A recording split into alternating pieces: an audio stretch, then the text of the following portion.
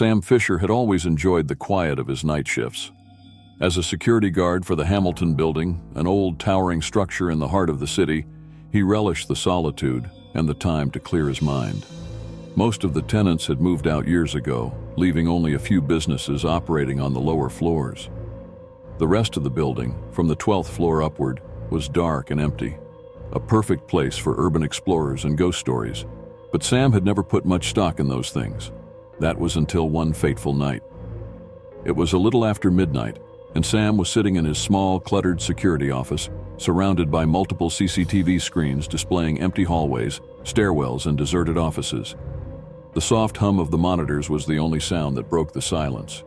It was always this quiet, which made the job easy, but also dull. He flipped through the feeds, occasionally checking his phone for messages, when something on the screen caught his eye. On the 13th floor, a floor long abandoned after a series of mysterious accidents during renovations, there was movement. Just for a second, he thought he saw a figure dart past one of the cameras. His heart gave a little jump, but he quickly brushed it off. Probably a trick of the light, he muttered to himself. But as he switched back to the feed, there it was again. A shadowy figure moving just out of the camera's view. Sam sat up straight, his pulse quickening. No one should be up there. The 13th floor had been sealed off for years, and the elevators were locked from accessing it. The old stairwell door had a heavy lock on it, and he checked it regularly to ensure no one could sneak in. Urban legends claimed the floor was cursed, but Sam wasn't one for superstition. Still, he knew he had to investigate. His job required it. Grabbing his flashlight and radio, Sam stood up, feeling a creeping sense of unease as he made his way to the elevator. He pressed the button, the ding of the arriving lift breaking the silence. The ride up was slow, the kind of slow that makes every second feel like an eternity. As the elevator climbed past the occupied floors, the temperature seemed to drop, the air growing noticeably colder. Sam shivered, pulling his jacket tighter around himself. When the elevator doors opened with a metallic hiss, Sam stepped out onto the 13th floor. It was colder here, the kind of cold that felt unnatural, as if the building itself were holding its breath. The hallway stretched out before him, dimly lit by flickering fluorescent lights that buzzed softly overhead. The smell of dust and decay hung in the air, remnants of a time long gone. His footsteps echoed loudly in the quiet space, the sound bouncing off the concrete walls. He swung the beam of his flashlight down the corridor. Nothing. The offices on this floor had been gutted years ago, their doors locked, their windows covered in grime. The place had an eerie, abandoned feel to it, and for a moment Sam wondered if maybe the building really was haunted. "Anyone here?" he called out, his voice barely louder than a whisper. Silence.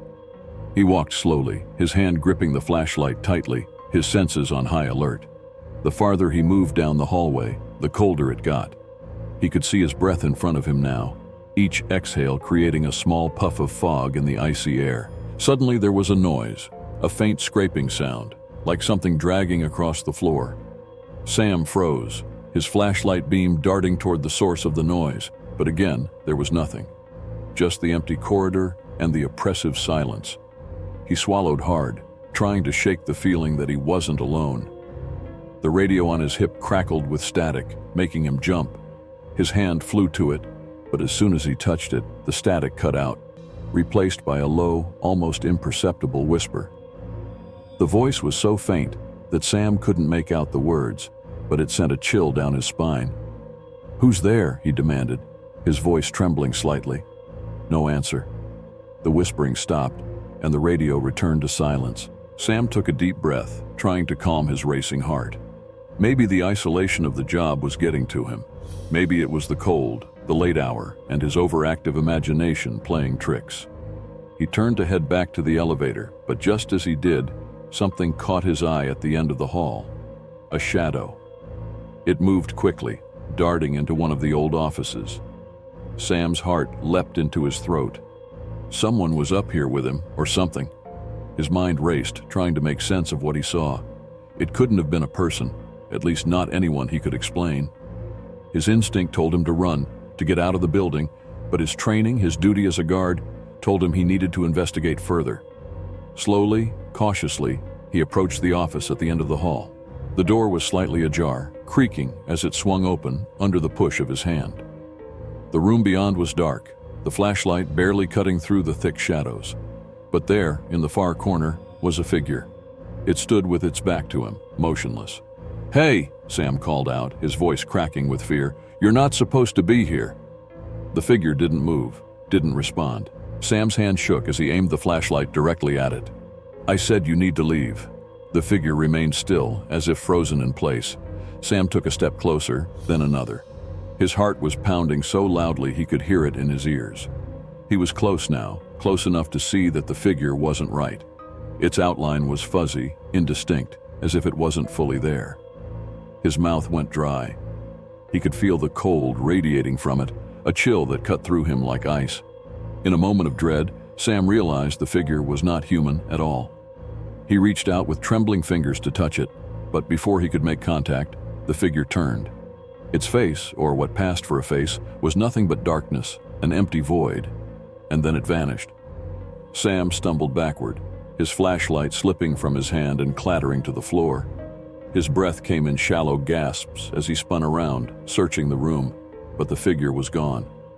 The room was empty, and the oppressive cold seemed to lift, leaving only silence. He bolted for the elevator, his heart racing, his mind a whirlwind of fear and confusion. He slammed the button repeatedly, his eyes darting around, expecting the figure to reappear at any moment. The elevator finally arrived, and he rushed in, pressing the button for the ground floor. As the doors closed, he glanced at the CCTV monitor mounted in the corner. The feed from the 13th floor showed the hallway, still empty. But then, just before the doors closed, the shadowy figure reappeared on the screen. It stood in the middle of the hallway, staring directly into the camera, as if it could see him watching. The doors slid shut, and Sam collapsed against the wall of the elevator, his body trembling. The ride down was excruciatingly slow, the lights flickering overhead. When the doors finally opened, Sam sprinted out of the building, not stopping until he reached the safety of his car. He didn't look back. That night was his last shift at the Hamilton building. The next morning, Sam quit without explanation, leaving the building behind, but the shadowy figure haunted his dreams for years to come.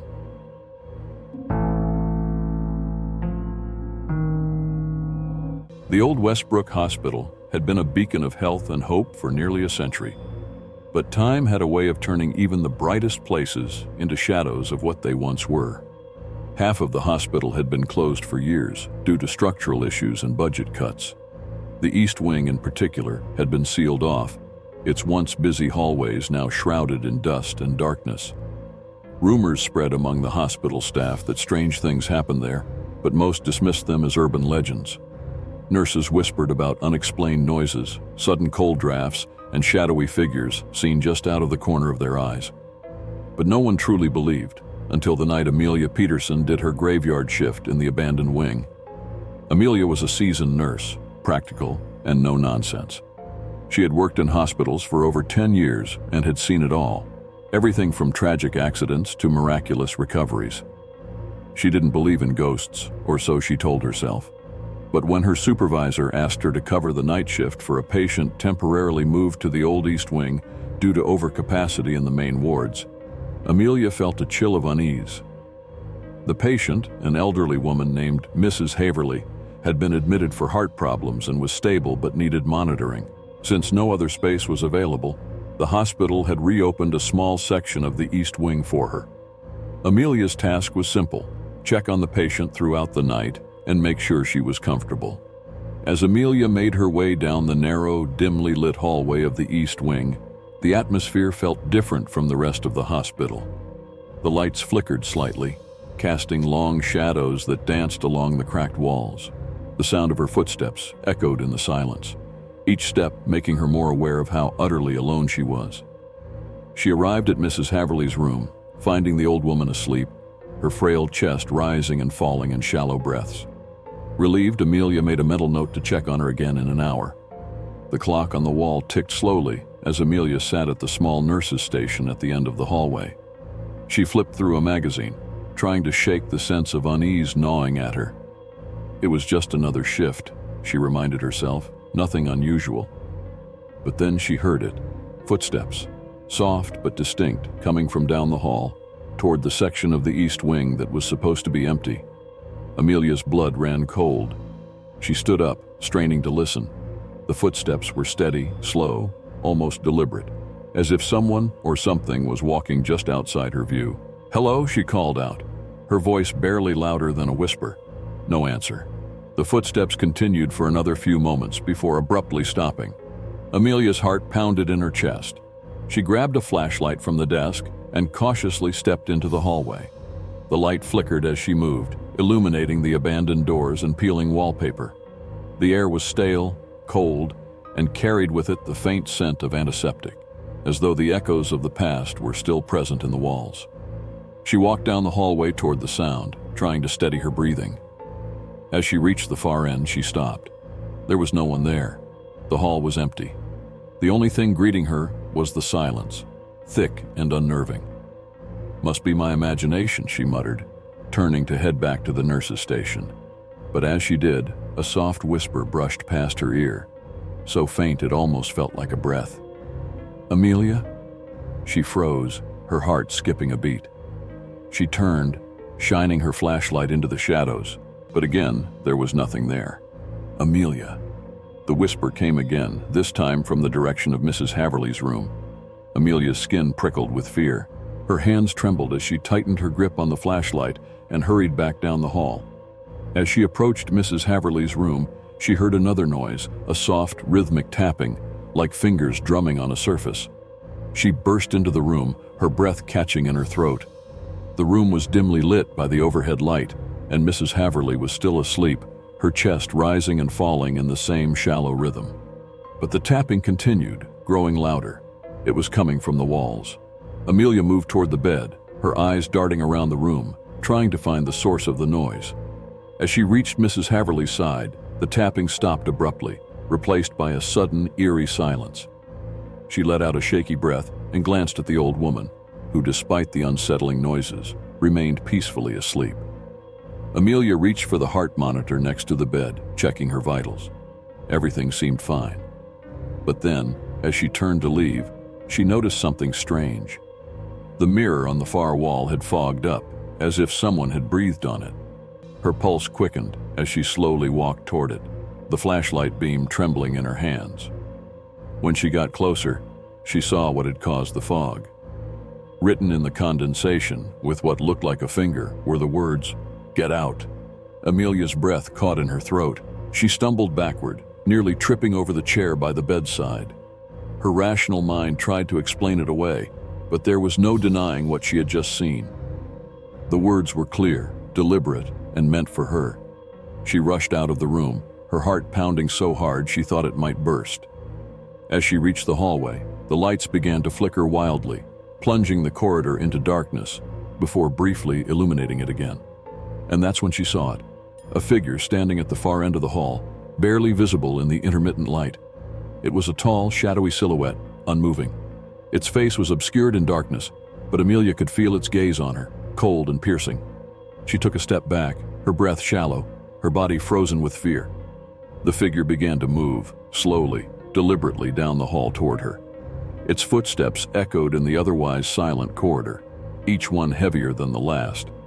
Amelia's legs felt like they were made of lead, but her instincts finally kicked in and she turned and ran. She sprinted down the hall, her breath coming in ragged gasps, the sound of the footsteps growing louder behind her.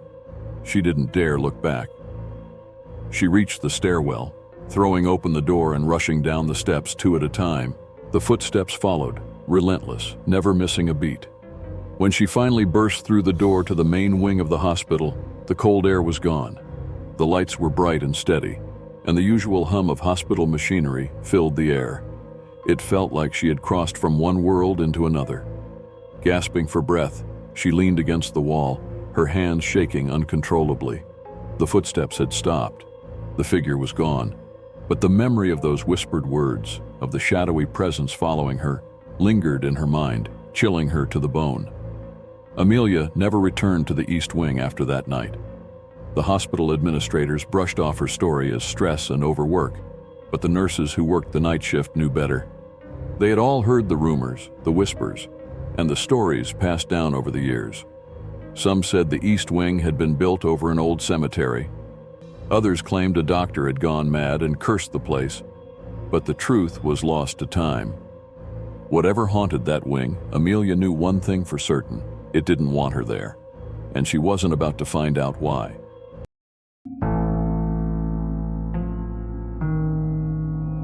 The Holloway Distribution Center was the kind of place that always felt eerie, even during the day.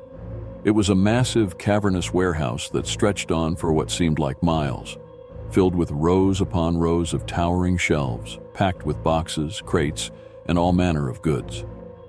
The ceilings were so high that the flickering overhead lights seemed a distant sky, and the echo of every footstep lingered just a little too long. It wasn't the kind of place you'd want to work at night, but for Jason, the night shifts at Holloway had become routine. The pay was decent and the work was mostly mindless, unloading trucks, restocking shelves, preparing shipments for the next day. He didn't mind the solitude either. The fewer people around, the easier it was to focus and get the job done. Or at least, that's what he used to think. One night, about halfway through his shift, Jason noticed something strange. He was working alone in the farthest section of the warehouse, a part of the building that was rarely used and even more rarely visited. The boxes here were covered in dust, stacked high and forgotten. It was always unnervingly quiet back there, with only the hum of the industrial lights and the occasional creak of settling beams to break the silence.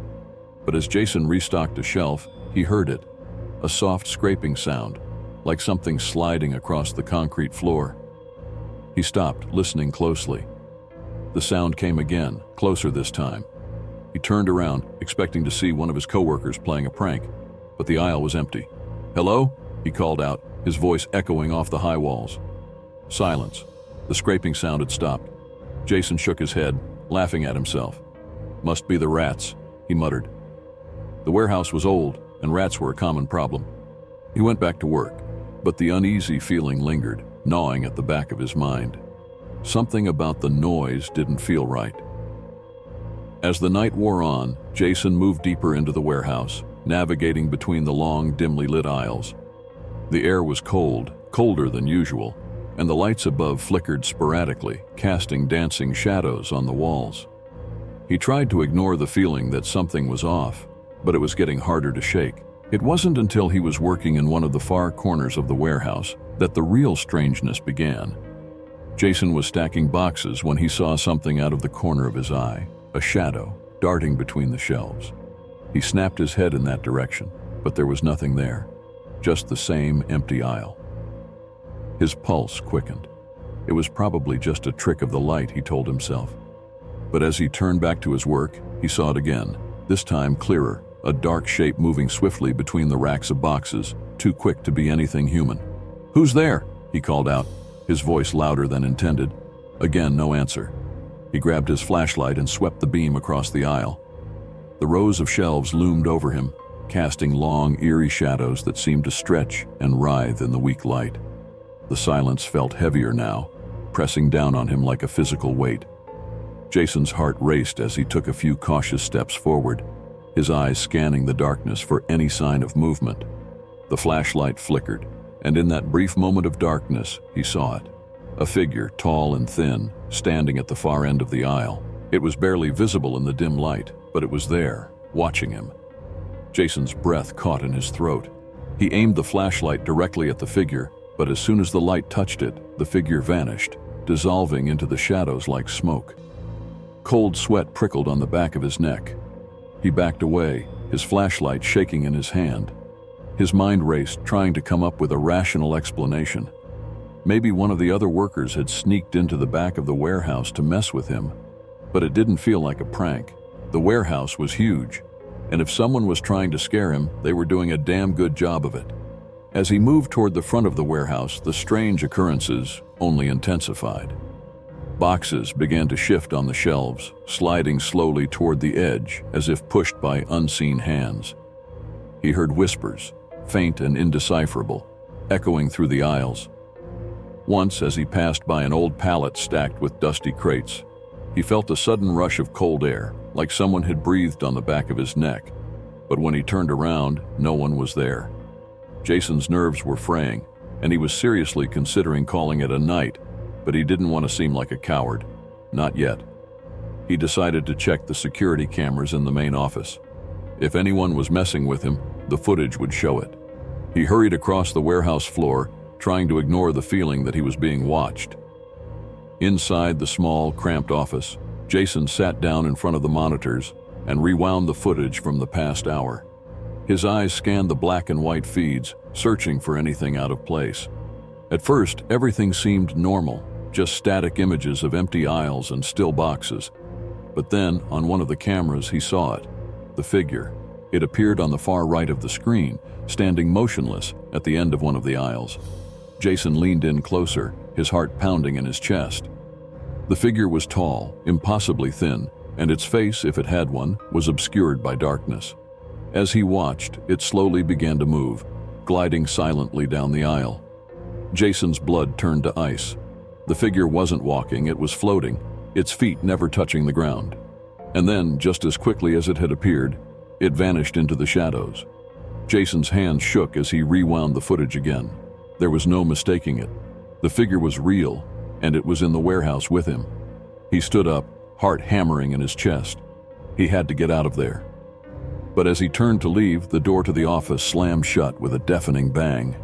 The lights flickered wildly, plunging the room into darkness for a split second before flickering back on. Jason spun around, his pulse racing. The air in the room had turned icy cold, and the sound of faint whispers filled the space, growing louder and more insistent. He grabbed the door handle, yanking it open with all his strength, and bolted out into the warehouse. The lights in the aisles flickered erratically, casting strange, shifting shadows that danced along the walls. The whispers followed him, growing louder, more frenzied. He could feel something behind him, something cold and malevolent. Jason ran, not caring where he was going, just desperate to get away from whatever was stalking him.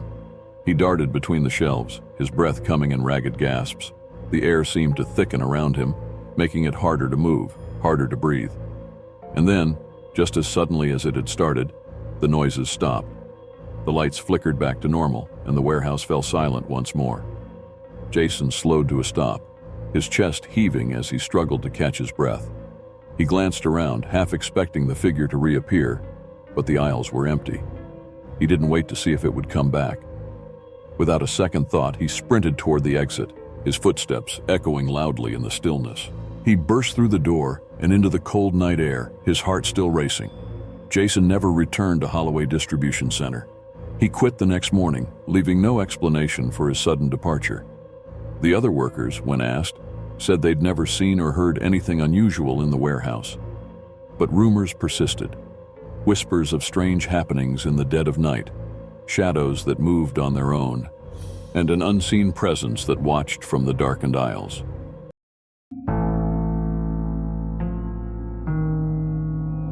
The highway stretched out like an endless ribbon of black asphalt, illuminated only by the dim glow of the truck's headlights. The hum of the engine was a familiar comfort for Marcus, a long-haul trucker with over 15 years on the road. He had seen it all: the late-night diners, the strange roadside motels, and the occasional oddball hitchhiker thumbing for a ride in the middle of nowhere. But nothing, absolutely nothing, had prepared him for what he would encounter on that lonely stretch of road one fateful night. It was a typical late-night run, hauling cargo across state lines. The job was straightforward: pick up, deliver, and repeat. Marcus enjoyed the solitude of night driving. Fewer cars on the road meant less hassle, and the darkness always felt like a calming blanket after the chaotic days. But that night, something about the silence felt different. There was a weight to it, a heavy stillness that made the hairs on the back of his neck prickle. The CB radio crackled softly with static, the occasional chatter from other drivers breaking through the white noise. The road ahead was deserted, just an empty highway disappearing into the darkness. No streetlights, no passing cars, just the open road and the vastness of the night. The sky was overcast, and the moon was hidden behind thick clouds, casting the world into an oppressive gloom. As Marcus guided his rig around a long curve, he saw something up ahead in the distance, a figure standing on the side of the road, his brow furrowed. Hitchhikers were a rare sight this far out in the middle of nowhere, especially this late at night. He slowed the truck slightly, the figure becoming clearer as he approached. It was a man, standing near the guardrail, his thumb sticking out in the classic hitchhiker's pose. Marcus's first instinct was to drive past. He didn't like picking up strangers, especially in the middle of nowhere, but something about the man gave him pause. His clothes looked old, worn, as if he'd been walking for miles. He had a tattered jacket and a baseball cap pulled low over his face.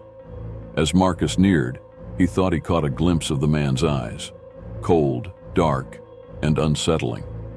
Against his better judgment, Marcus slowed the truck to a stop a few yards ahead of the hitchhiker.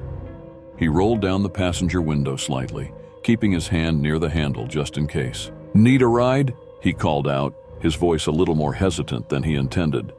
The man didn't answer right away.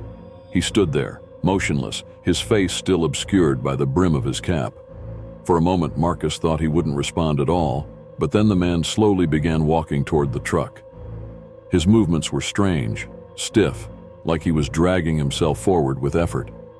Marcus's unease grew. Something wasn't right. As the man reached the truck, he looked up, and Marcus felt a cold chill sweep over him. The hitchhiker's face was pale, almost unnaturally so, his skin gaunt and tight like leather stretched over bone. His eyes were dark, hollow, and there was a strange emptiness to his expression that made Marcus's stomach twist. "Where you headed?" Marcus asked, trying to keep his voice steady. The hitchhiker's lips moved, but no sound came out at first. Then, in a raspy, barely audible voice, he said, "East. Just east." Marcus's grip tightened on the steering wheel. There was nothing east of here, but more road and desolation. No towns for miles. But before he could respond, the man climbed up into the cab of the truck without waiting for an invitation, settling into the passenger seat with a slow, deliberate motion. Marcus's gut screamed at him to tell the man to get out, to drive away and leave him on the side of the road. But something in the man's dark eyes held him in place, like a predator eyeing its prey. He swallowed hard, shifted the truck into gear, and started driving again, the silence between them thick and unnerving. For the first few miles, the hitchhiker didn't speak. He sat perfectly still, his hands resting in his lap, staring straight ahead. Marcus stole glances at him out of the corner of his eye, feeling the weight of the man's presence like a dark cloud looming over him. The radio crackled with static, but Marcus didn't dare reach for it. The further they drove, the stranger it became. The air inside the cab felt colder, despite the truck's heating system working at full blast. A faint, musty smell filled the air, like old, rotting leaves or damp earth. Marcus's skin crawled, his hands gripping the steering wheel tighter. He tried to focus on the road, but his mind kept drifting to the hitchhiker, whose presence seemed to grow heavier with each passing mile. Finally, after what felt like an eternity, Marcus couldn't take the silence anymore. "So, where you coming from?" he asked, trying to make conversation, hoping to break the tension. The hitchhiker didn't answer right away. When he finally spoke, his voice was low, almost a whisper. "I've been traveling for a long time, a very long time." Marcus frowned. There was something off about the way he said it, like the words carried a weight that didn't belong in a simple conversation. He glanced at the man again, and this time he noticed something even more unsettling. The hitchhiker's clothes, old and worn as they were, seemed to be damp, almost soaked through, and the musty smell in the truck was growing stronger, more pungent. Where are you headed again?" Marcus asked, his voice faltering. "East," the hitchhiker said softly. "Just east." That was all he said, nothing more. Marcus's heart pounded in his chest, his instincts screaming at him to get rid of this man, this strange figure who felt more like a ghost than a person. But how? He couldn't just stop in the middle of nowhere and kick him out. The hitchhiker hadn't done anything, not yet at least. And then, without warning, the man turned his head slowly toward Marcus. The movement was unnatural, almost mechanical. And when their eyes met, Marcus felt a chill run down his spine. The man's eyes were pitch black, no whites, no irises, just endless dark voids staring back at him. His lips twisted into a strange, grotesque smile, and in that moment Marcus realized this man wasn't human, or at least not anymore. "I've been on this road for a long time," the hitchhiker said, his voice taking on a strange, otherworldly tone. "Too long, and now, you'll join me." Panic surged through Marcus's veins.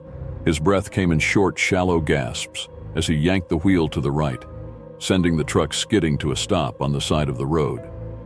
He fumbled for the door handle, his hands shaking, desperate to get out of the cab. But when he turned back to the passenger seat, the hitchhiker was gone.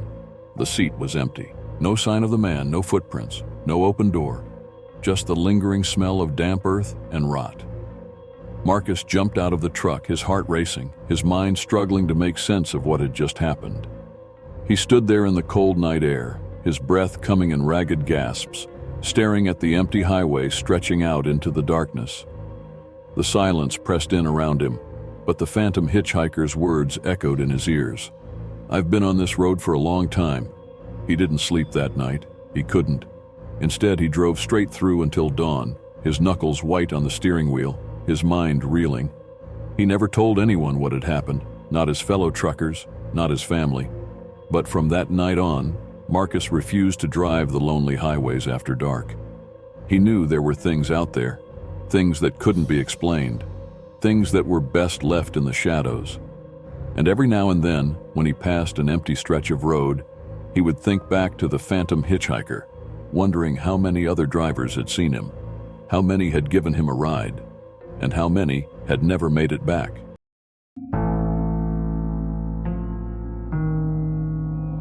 The Moonlight Motel was the kind of place that looked forgotten, even when it was fully booked. Nestled on the edge of a lonely stretch of highway, it had seen better days: peeling paint, flickering neon sign, and an air of quiet neglect that seemed to seep into everything. Cars seldom pulled into its cracked parking lot, and those that did were usually driven by weary travelers looking for a cheap bed to rest their heads before moving on. For Leah, who had been working the night shift at the motel for the past year, the place had always felt a bit unsettling, but nothing had ever happened. It was just quiet, lonely work. That all changed one cold, rainy night in November. The shift had started like any other. The lobby was empty, save for the soft hum of the old vending machine in the corner and the occasional drip of water from the leaky roof into a metal bucket behind the counter. Leah sat behind the front desk, flipping through an old paperback she'd brought to pass the time. The hours between midnight and sunrise were always the hardest to get through, when the world outside felt eerily still and the silence pressed in like a thick fog.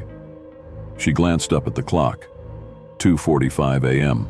The rain outside had picked up, drumming against the windows in a steady rhythm. Just as she turned back to her book, the sound of tires on wet pavement caught her attention. A car had pulled into the lot. Leah straightened in her chair, watching through the front window, as a dark sedan rolled slowly into a parking spot near the office. The car sat there for a moment, its headlights cutting through the rain-soaked darkness before turning off. Leah waited for the driver to get out, but no one did. The minutes ticked by, and still the car remained silent, motionless. A faint unease began to creep into Leah's mind. Finally, the driver's side door opened and a man stepped out. He was tall, wearing a long coat that flapped in the wind as he walked toward the entrance. His face was obscured by the hood of the coat, but there was something about his posture, the way he moved, that made Leah's skin crawl. He entered the lobby without a word, the bell above the door jingling softly. His presence seemed to fill the small space, and the air grew colder, more oppressive. Leah forced a polite smile, though her heart was beating a little faster than usual. "Good evening," she said, her voice steady, despite her unease. "Looking for a room?" The man nodded but didn't speak. He reached into his coat and pulled out a wallet, setting a credit card on the counter without making eye contact. Leah glanced at the name on the card, Mr. Daniel Reeves. She quickly processed the payment, her fingers brushing against his cold, clammy hand as she handed him the room key. He flinched slightly at the touch, and for the first time, Leah saw his face. Pale, gaunt, with sunken eyes that seemed to hold no light, no life. His skin was ashen, like it had never seen sunlight. He gave her the briefest of nods before turning and walking down the hallway toward room 9, his footsteps eerily soft despite the worn hardwood floors. Leah watched him go, a shiver running down her spine. Something about the man felt off, but she couldn't put her finger on it. She tried to shake it off, just another strange guest passing through. She'd seen her fair share of odd travelers at the Moonlight Motel, but the night was far from over. An hour later, just as Leah was beginning to relax, another car pulled into the lot. This time it was an old station wagon, its engine sputtering as it came to a stop.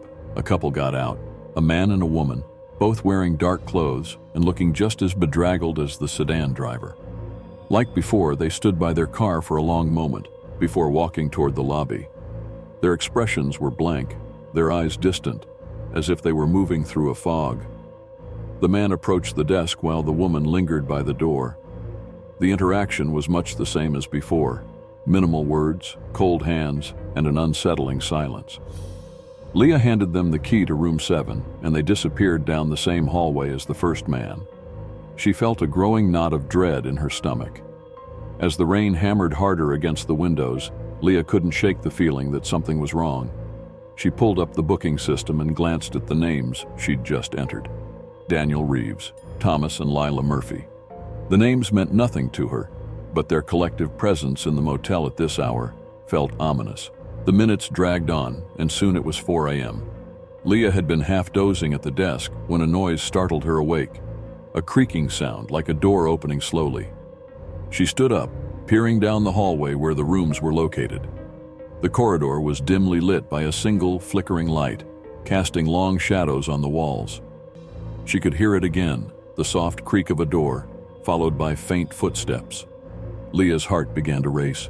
She moved from behind the desk, her curiosity getting the better of her, and walked down the hall. As she approached room 9, the door stood slightly ajar. Her hand hovered over the doorknob for a moment, hesitation gripping her. She shouldn't open it, she knew that.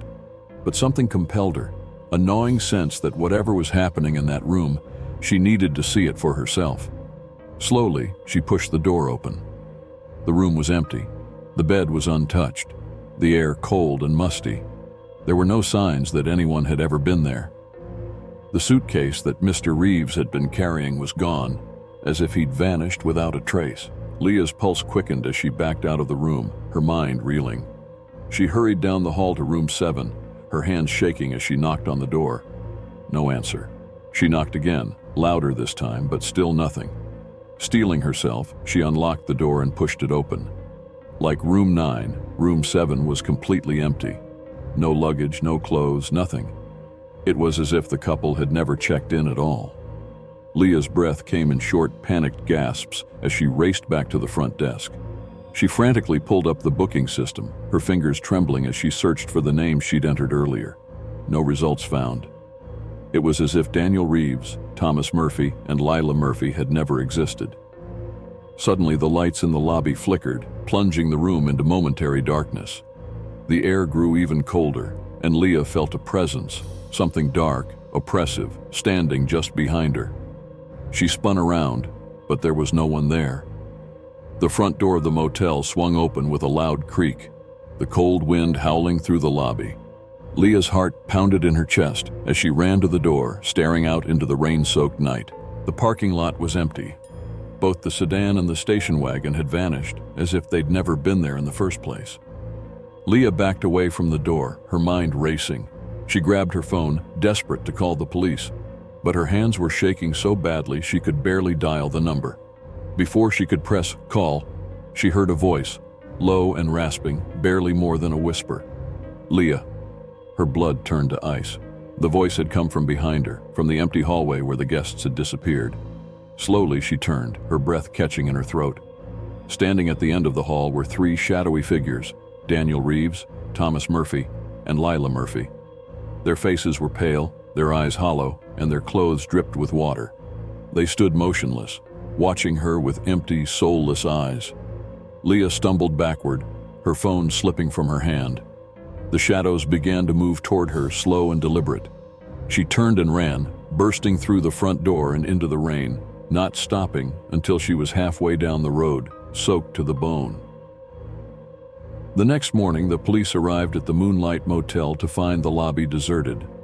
The front door stood open, and the night shift receptionist was nowhere to be found. But inside room 9, on the neatly made bed, lay a single, soaking wet keycard. Room 7 held another just the same. And the parking lot? Empty.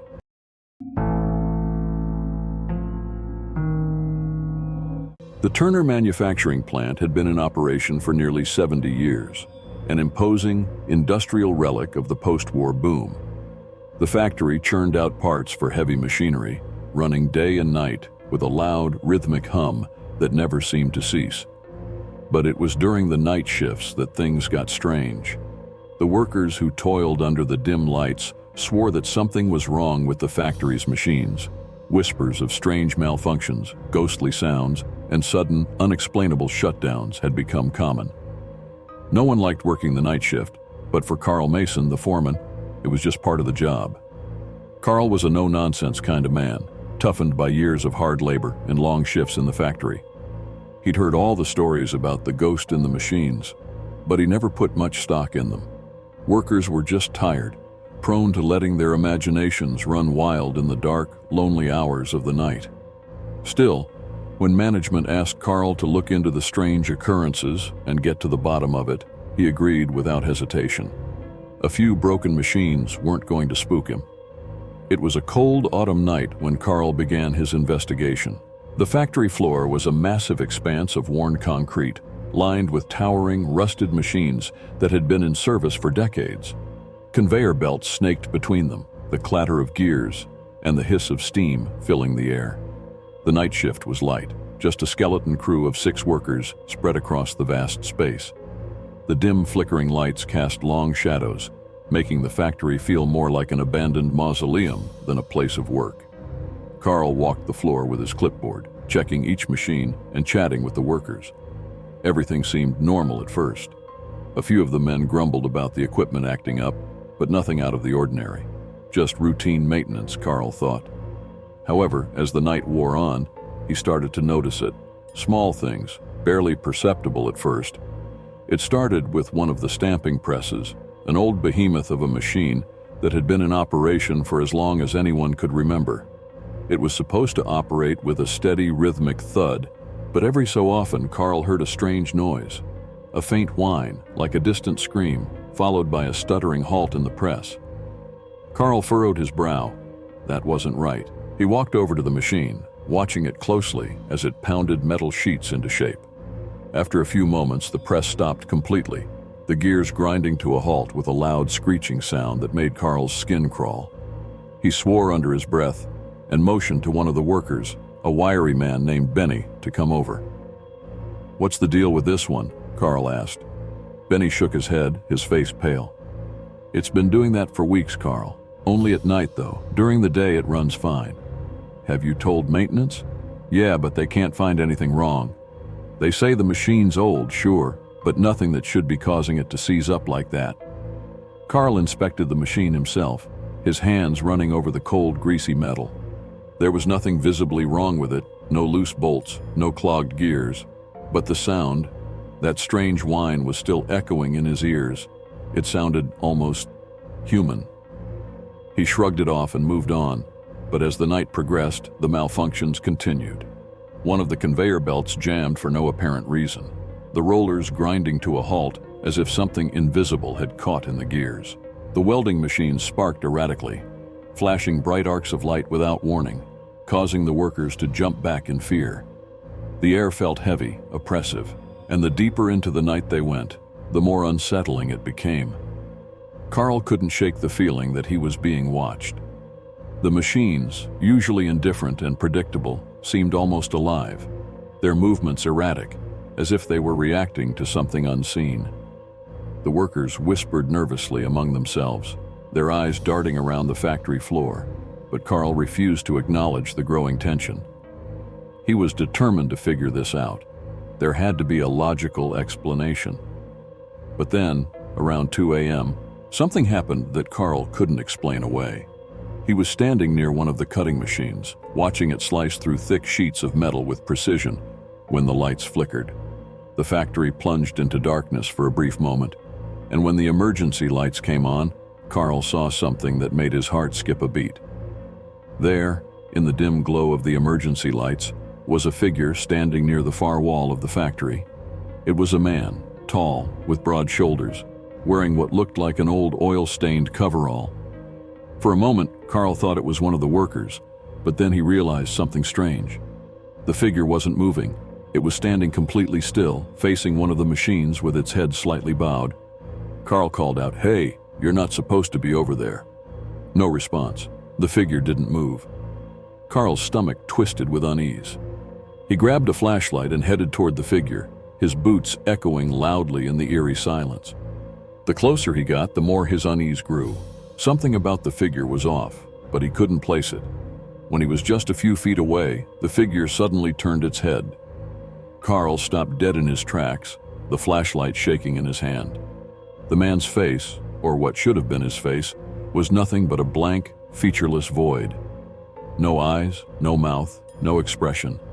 Just a smooth, pale surface where a face should have been. Carl stumbled backward, his breath catching in his throat. He blinked, and in that instant, the figure vanished. Gone, as if it had never been there. For a moment, Carl stood frozen, his mind racing.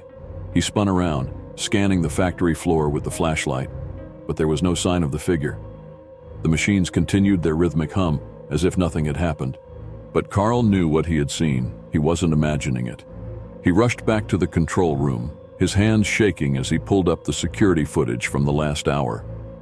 The cameras showed the factory floor, the workers moving between the machines, and then just as the lights flickered, the figure appeared on the screen. Carl's heart pounded as he watched the footage. The figure stood near the cutting machine, just as he had seen, but as soon as the lights came back on, it vanished without a trace. Carl leaned back in his chair, his mind reeling. He had heard the stories, the rumors of accidents, of workers who had died in the factory years ago, their spirits said to haunt the machines. He had always dismissed it as superstition, just ghost stories to scare the new hires. But now, staring at the grainy footage, he wasn't so sure. He pulled up more footage from earlier in the night. His blood ran cold as he watched the cameras from different angles. Each time the machines malfunctioned, each time the strange sounds echoed through the factory, there was a figure, sometimes more than one, lurking just out of sight. They appeared only for a moment, faceless, watching, before disappearing again. Carl sat in silence for a long time, the weight of the truth settling over him like a heavy blanket. The factory wasn't just old, it was haunted. The machines weren't malfunctioning. They were being disturbed by something far worse than faulty wiring. He stood up, his hands still trembling.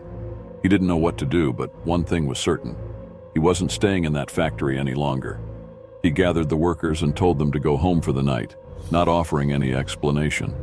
They didn't ask. They had seen enough themselves. As Carl locked the doors behind him, the factory stood silent, its machines dormant. But he knew that when the night came again, they would wake, and the ghosts in the machines would return, and they wouldn't be so easily ignored. Thank you for watching. Please like, share, and subscribe.